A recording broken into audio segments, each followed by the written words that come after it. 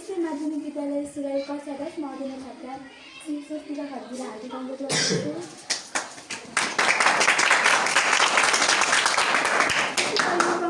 शासन गरिनु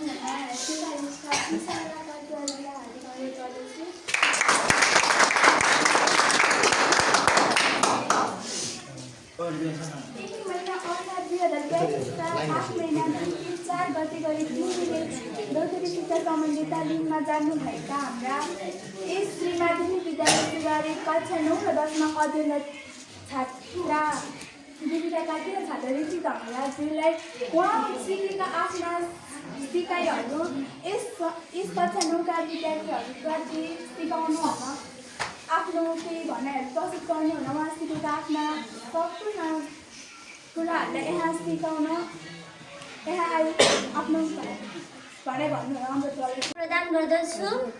बाल विवाह भनेको कसैलाई आउँछ? तपाईँ भन्नुहोस् त, बाल विवाह भनेको के हो?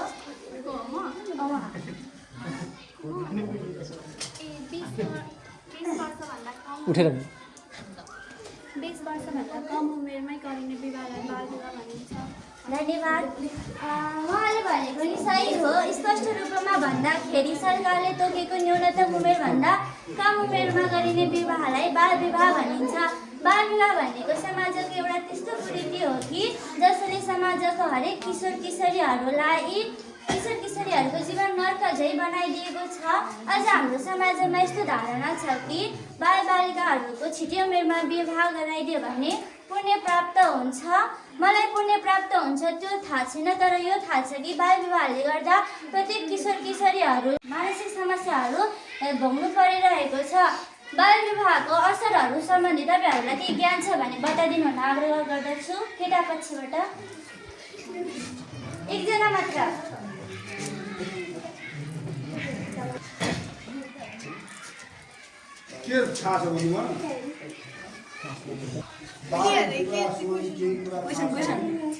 विवाहको असर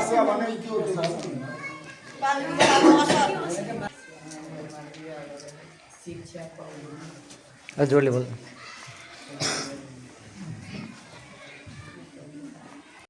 केही पनि गरेनौँ भने बाल विवाह सक्षम भयो भने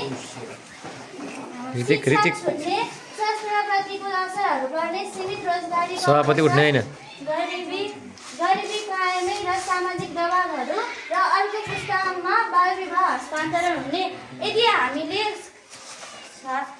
यदि हामीले छारछिमेक र टोलहरूमा बाल विवाह भइरहेको छ भने तपाईँहरूको भूमिका त्यसमा के हुन्छ त? कसैलाई थाहा छ?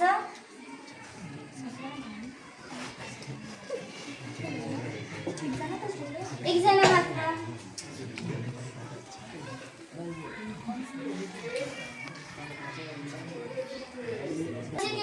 नजिकैको पुलिस चौकीमा गएर खबर गर्नुपर्छ। त्यहाँ नेपाल सरकारले संविधान सम्बन्धी राम्रो व्यवस्था गरिएको छ।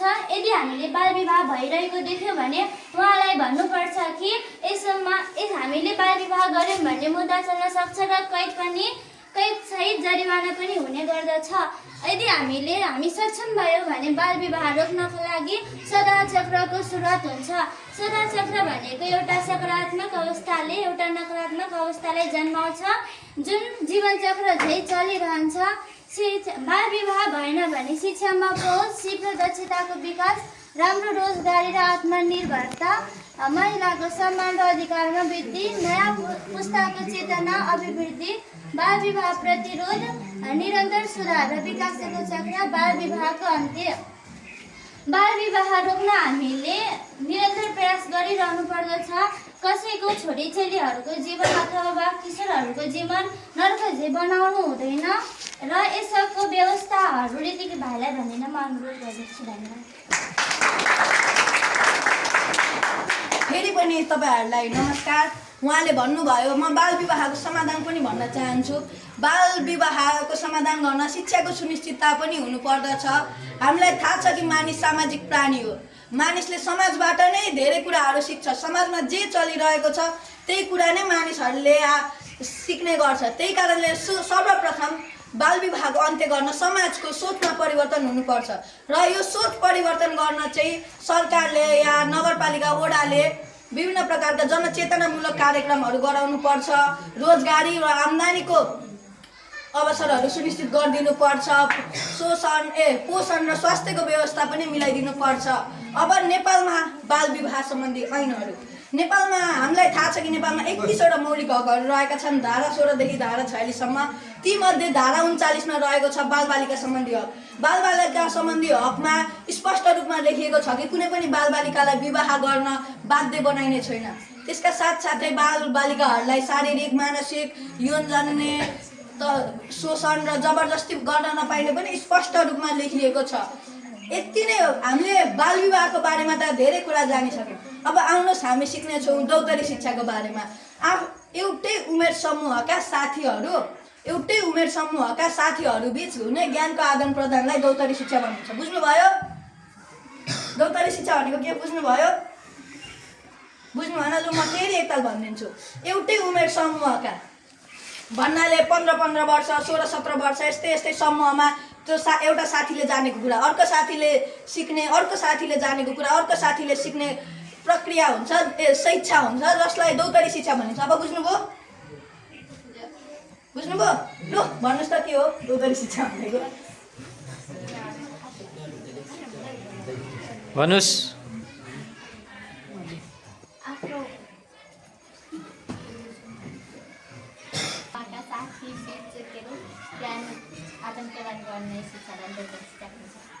उहाँले भन्नाले केही कुरा सिकाएको छ। मानव कुनै पढाइको बारेमा होस्, खेलकुदको बारेमा होस्, जे सिकाएको छ भने भन्नुहोस्। सिकाएको छैन। कहिले तपाईँहरूलाई हिसाब नआउला, कहिले तपाईँहरूलाई इङ्ग्लिस विषयको केही नआउला, कहिले नेपाली विषयमा व्याकरण नआउला, त्यस्तो केही अनुभवहरू छैन तपाईँहरूको? छ? उठेर भनिदिनुहोस् त कसले छ भन्नुभयो?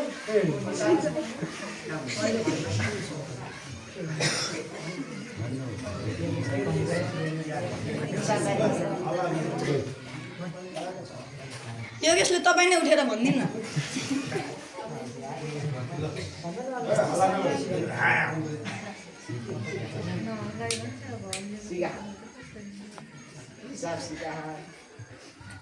तपाईँलाई के कुराको हिसाब नआएको थियो त्यति बेला?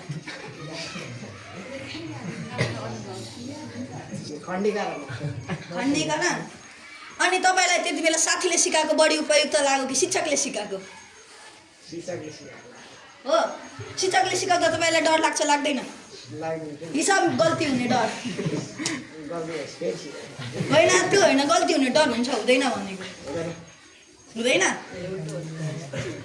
त्यसो भए तपाईँ बस्नुहोस्। ल अब म दौतरी शिक्षाको केही फाइदाहरू भन्न गइरहेको छु। शिक्षकहरूले हामीलाई आउनुहुन्छ, एउटा घन्टा पढाउनुहुन्छ, जानुहुन्छ, यो त तपाईँहरू सबैलाई थाहा नै होला। तर साथी भनेका हामीसँग पुरै दिनभरि बस्ने गर्छन्, 7-8 घन्टासम्म। शिक्षकले तपाईँलाई नआएको कुरामा पनि एउटा विषय मात्र सिकाउने गर्छ। तर साथी त तपाईँहरूसँग 7वटा विषय पढेको हुन्छ, उसलाई 7वटा विषयको ज्ञान पनि हुन्छ। त्यही कारणले शिक्षक भन्दा तपाईँलाई साथीहरूसँग सिक्न सजिलो पनि हुन्छ। तर तपाईँले भन्नुभयो कि तपाईँलाई शिक्षकसँग बुझ्न सजिलो हुन्छ, तर मेरो हिसाबले चाहिँ शिक्षक भन्दा पनि साथीसँग बुझ्दाखेरि छिटो बुझिन्छ। किनकि साथी र हाम्रो भावना पनि मिल्ने हुन्छ। साथीहरूसँग हामी 7वटा घन्टी सँगै बिताउँछौँ, त्यही कारणले दौतरी शिक्षाबाटै ज्ञान छिटो आर्जन हुन्छ। दौतरी शिक्षाले ज्ञानको पनि वृद्धि हुने गर्छ। यति भन्ने मेरो जिता शब्द यही टुङ्गाउँछु।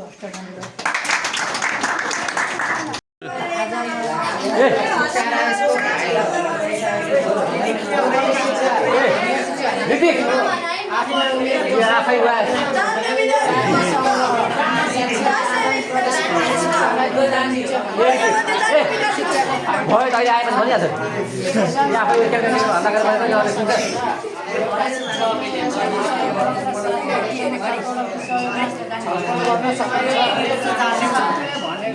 भन्दा साथीहरूसँग शिक्षा प्रदान गर्न सजिलो हुन्छ।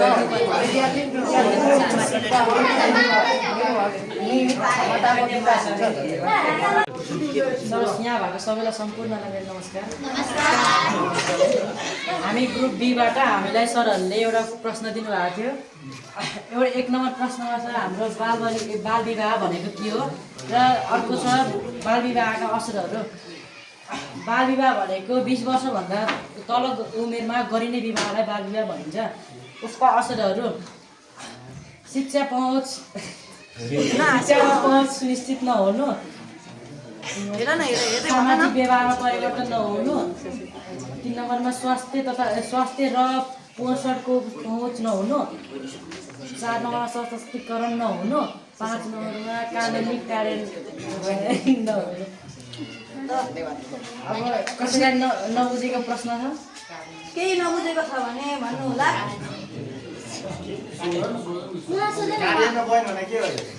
कार्यान्वयन भनेको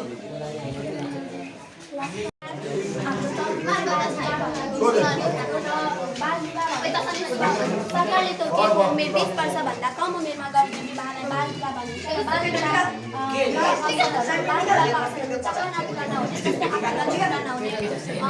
लक्ष्य पुरा नहुने भन्नाले भविष्यमा गएर म केही बन्छु भन्ने लक्ष्य हुन्छ, तर बाल विवाहले गर्दा पूर्ण हुन सक्दैन।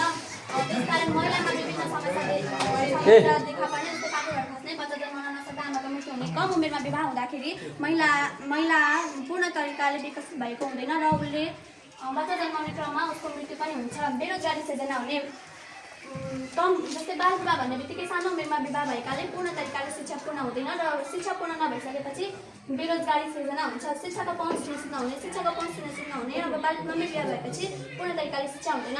समाजमा विकृति फैलिने, सानो उमेरमा विवाह गरिसकेपछि समाजमा विकृतिहरू फैलिने, मर्ने, यस्तै हुन्छ।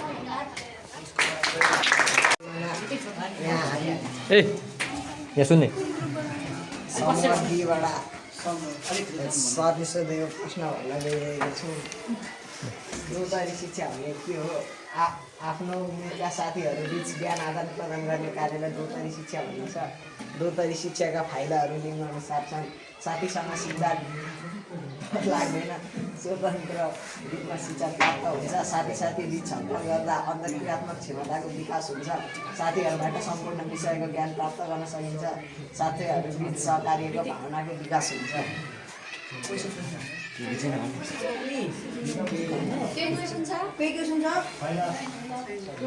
छ?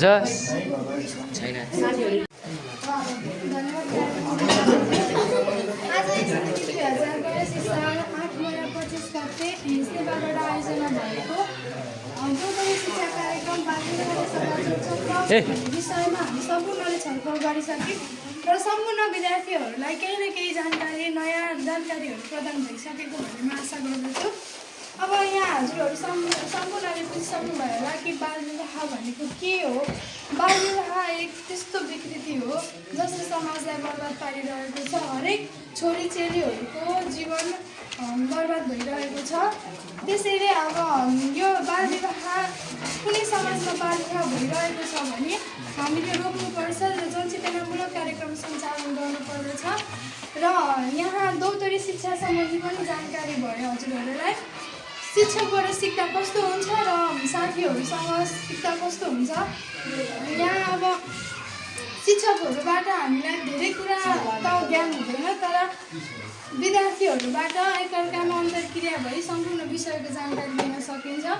र यसमध्ये श्री माध्यमिक विद्यालय सुगारेमा हिन्स नेपालले सहयोग गरे पश्चात हरेक विद्यार्थीहरू कुनै न कुनै कार्यक्रमबाट नयाँ कुराहरू सिक्ने मौका पाइरहेका छन्। र हिन्स नेपालले आयोजना गरेको हरेक खेलकुदका कार्यक्रमहरूमा हरेक विद्यार्थीहरू सहभागी हुन आकर्षण भएका छन्। र यसरी नै यस विद्यालयलाई हिन्स नेपाललाई आगामी दिनहरूमा पनि सहयोग गर्नुहुन्छ भन्दै अपेक्षा गर्दै आजको यस कार्यक्रम समाप्त भएको घोषणा गर्दछु।